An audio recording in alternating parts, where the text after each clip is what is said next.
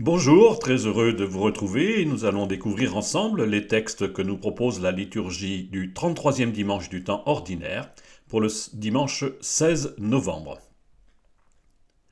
La fête du Christ roi est toute proche.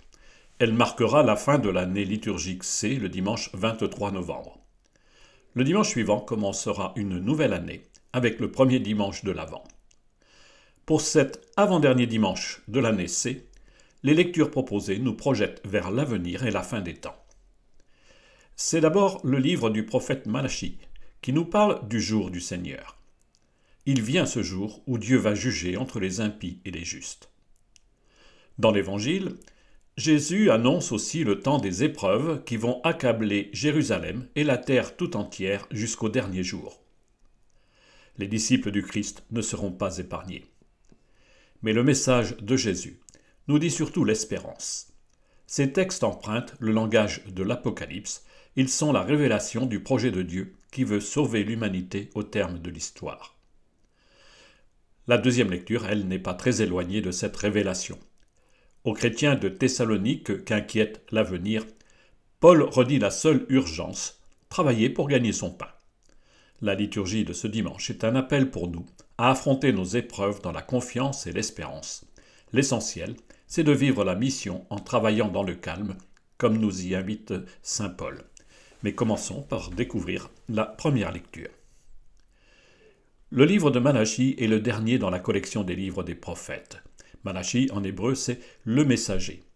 On sait peu de choses sur ce prophète, envoyé pour préparer le chemin du Seigneur. Quelques années après le retour de l'exil à Babylone et malgré la reconstruction du temple vers 480-460 avant Jésus-Christ, le peuple de Dieu peine à vivre la fidélité à l'alliance. Le prophète annonce que soudain viendra dans son temple le Seigneur que vous cherchez. Il vient le Seigneur pour juger entre celui qui sert Dieu et celui qui refuse de le servir. Il vient le Seigneur, c'est son jour, c'est le jour du Seigneur. Cette première lecture se trouve dans le livre de Malachie, au chapitre 3, les versets 19 et 20. « Voici que vient le jour du Seigneur, brûlant comme la fournaise. Tous les arrogants, tous ceux qui commettent l'impiété seront de la paille. Le jour qui vient les consumera, dit le Seigneur de l'univers. Il ne leur laissera ni racines ni branches.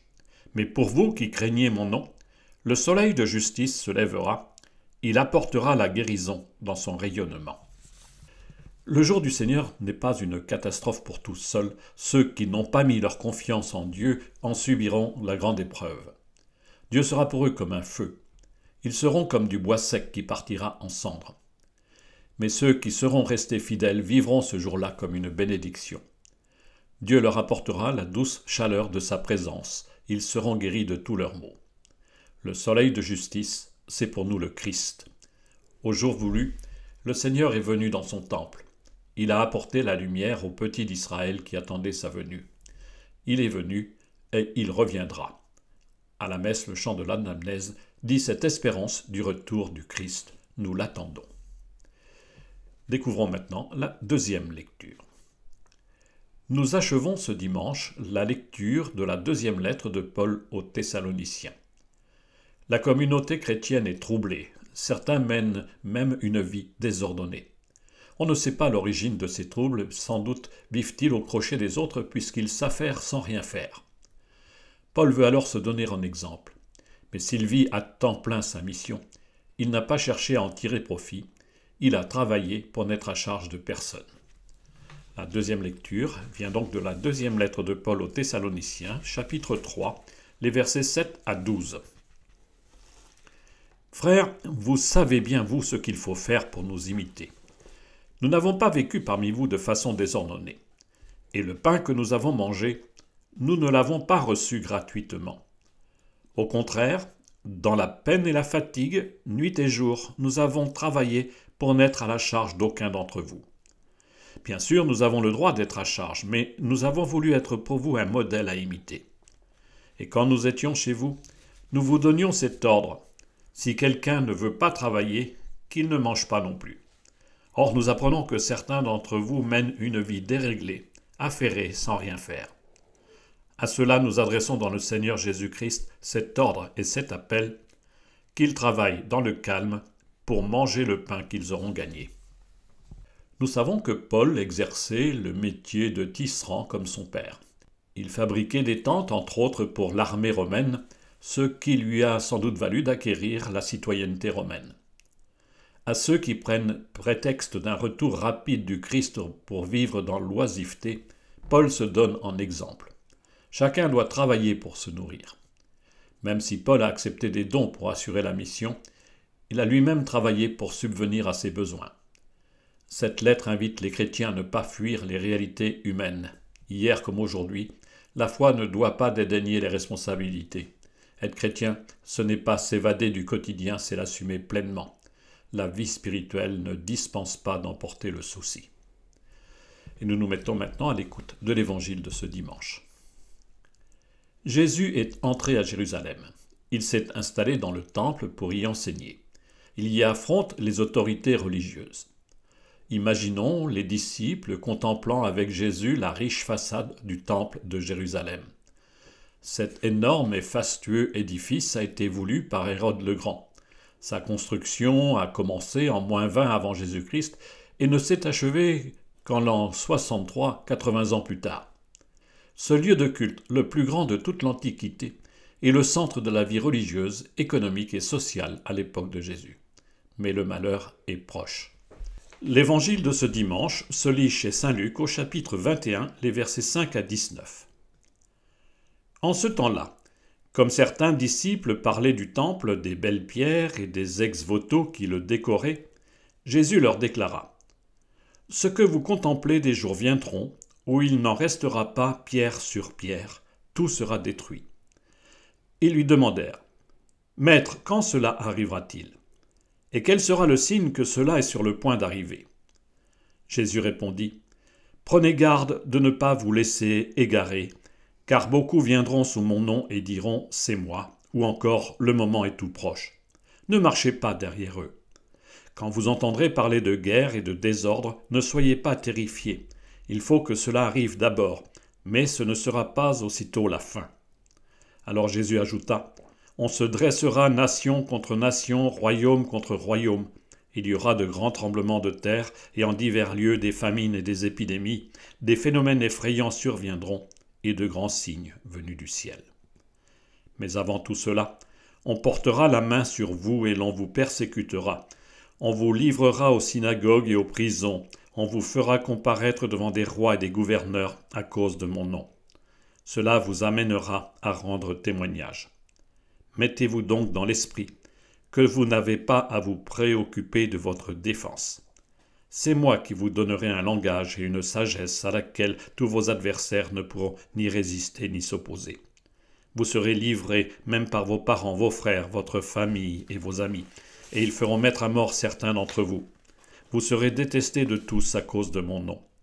Mais pas un cheveu de votre tête ne sera perdu. C'est par votre persévérance que vous garderez votre vie. » Depuis que Jésus est entré à Jérusalem, il était chaque jour dans le temple pour enseigner, nous a dit Luc. Avant d'entrer dans la ville, Jésus a pleuré sur elle. Il a annoncé qu'elle serait bientôt anéantie. Alors que certains de ses disciples s'émerveillent devant la beauté du temple, Jésus de nouveau annonce sa destruction. Et c'est bien ce qui s'est passé en l'an 70. À la suite d'une révolte, Titus, futur empereur de Rome, arrive avec ses légions et détruit la ville et le temple.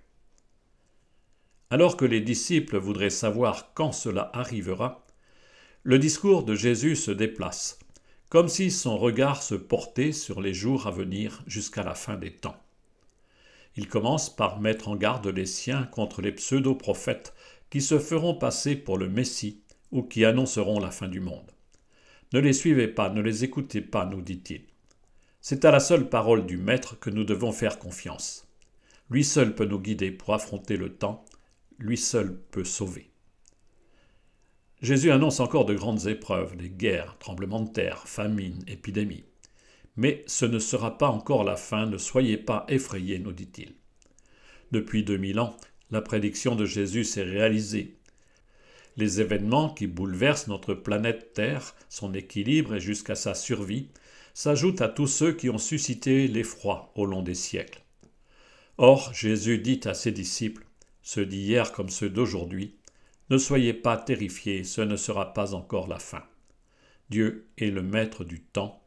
Il conduit son projet de salut jusqu'à son terme. Nous n'avons pas à nous en soucier. La fin viendra à son heure et en attendant, vivons en paix. Aux épreuves de l'humanité s'ajoutent encore les épreuves endurées par les disciples eux-mêmes. Quand Luc écrit son évangile, les chrétiens ont subi les premières persécutions. Lui-même raconte dans les Actes des Apôtres les 2 premiers martyrs, celui d'Étienne au chapitre 7 des Actes, celui de Jacques le frère de Jean au chapitre 12. Non seulement les ennemis du Christ s'en prendront à ses disciples, mais même les plus proches, leurs propres familles, prendront les croyants en haine. Jésus promet à ses amis de les soutenir, de leur donner les arguments pour se défendre. C'est dans l'épreuve qu'ils seront les témoins de la foi. Il leur demande de tenir bon, de persévérer, quels que soient les risques encourus ou les épreuves endurées. Nous sommes bien aujourd'hui dans les derniers temps, mais ils sont commencés depuis la résurrection du Christ. Le projet de Dieu, c'est de sauver l'humanité, et il conduit ce projet au long des âges. Les croyants ont à assumer leur mission dans la confiance. Les paroles de Jésus, prononcées dans un temple qui va bientôt être détruit, nous appellent à traverser le temps dans l'espérance du dernier jour. Bon dimanche.